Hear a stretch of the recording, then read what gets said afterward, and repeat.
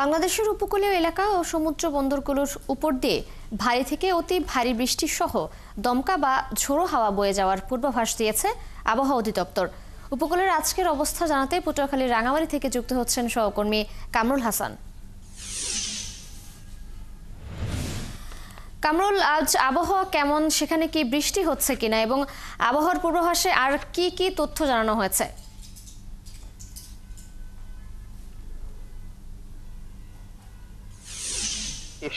এই মুহূর্তে কিন্তু টানা বৃষ্টিপাত চলছে। যে বৃষ্টি গতকাল শুরু হয়েছিল একটানা বৃষ্টিপাত, সেটি এখন অব্যাহত আছে। কখনো গুড়ি গুড়ি, কখনো হালকা, কখনো মাঝারি এবং কখনো ভারী বৃষ্টিপাত হচ্ছে। এবং নদ নদীর পরিস্থিতি যদি আপনাকে জানাই, এই মুহূর্তে আমি আগুনমুখা নদীর তীরে রয়েছি। নদী বেশ উত্তাল রয়েছে এবং সেই সঙ্গে সাগরও ফুঁসে উঠেছে।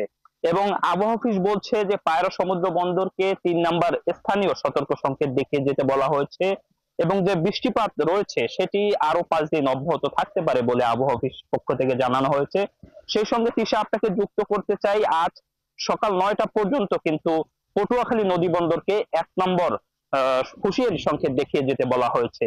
যার কারণে নদ নদীতে মাছ শিকারী যে নৌকা ট্রলার গুলো রয়েছে তাদেরকে উপকূলের কাছাকাছি এসে অবস্থান নিতে বলা হয়েছে।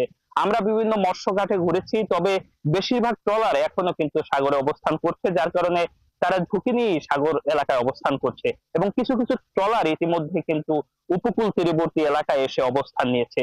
এবং এই যে টানা বৃষ্টিপাত চলছে, যার কারণে নিচু যে এলাকাগুলো রয়েছে সেই এলাকাগুলো কিন্তু ইতিমধ্যে আমরা বিভিন্ন ফসলি জমি দেখেছি, সেগুলো কিন্তু পানিতে নিমজ্জিত অবস্থায় রয়েছে এবং নিচু এলাকায় বসবাসরত মানুষজনের ঘরবাড়ির চারপাশ কিন্তু ইতিমধ্যে কিন্তু এই যে টানা বৃষ্টি তাতে কিন্তু তলিয়ে গেছে।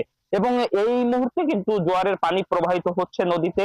এই জোয়ার প্রায় 1টা পর্যন্ত প্রবাহিত হতে পারে, সেক্ষেত্রে জোয়ারের পানিও কিছুটা বাড়ার সংখ্যা করছেন স্থানীয়রা বলছেন যে এই বৈরী আবহাওয়ার কারণে তারা বিপর্যস্ত অবস্থায় রয়েছেন এবং বিশেষ করে নিচু যে এলাকাগুলো রয়েছে সেই এলাকার মানুষ সবচেয়ে বিপাকে রয়েছে।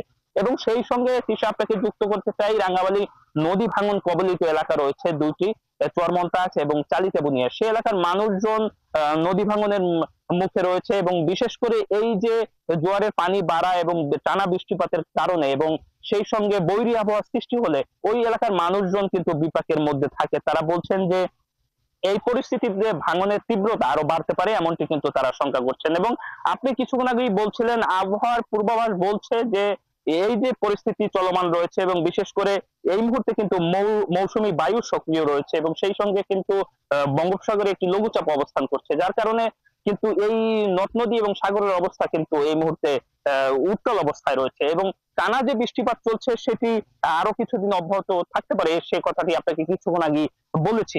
আমি আগুনমুখা নদীর তীরের অবস্থা আপনাকে একটু দেখাতে চাই। এই মুহূর্তে দেখছেন যে নদীর অবস্থাই কিন্তু প্রচন্ড উত্তাল অবস্থায় রয়েছে এবং সাগরের অবস্থা আমরা যেমনটি খোঁজ খবর নিয়ে জেনেছি, সাগরের অবস্থা বেশ উত্তাল বঙ্গোপসাগরে এই মুহূর্তে, যার কারণে এই মুহূর্তে কিন্তু সাগরে অবস্থান করা জেলে ট্রলার গুলো কিন্তু ঝুঁকির মধ্যে রয়েছে এবং সাগরে যদি কোনো ট্রলার এই মুহূর্তে অবস্থান করে থাকে সেটি কিন্তু ঝুঁকির মধ্যে থাকতে পারে তিশা, এমনকি আমরা জানতে পেরেছি। এবং সেই সঙ্গে আপনাকে যুক্ত করতে চাই তিশা, যে এই মুহূর্তে কিন্তু সাগরে অবস্থানরত জেলে ট্রলার গুলো কিন্তু থাকা ঠিক হবে না, সেক্ষেত্রে ঝুঁকি থেকে যাবে। এবং আমরা 2 দিন আগে একটি ট্রলারে খোঁজ খবর নিয়েছি যে একটি ট্রলার ডুবির ঘটনা ঘটেছে এবং সেই ট্রলারে থাকা 12 জেলে মাঝি মাল্লা কিন্তু উদ্ধার হয়েছে অক্ষত অবস্থায়, তবে ট্রলারটি কিন্তু এখন পর্যন্ত উদ্ধার করা যায়নি বলে আমরা জেনেছি।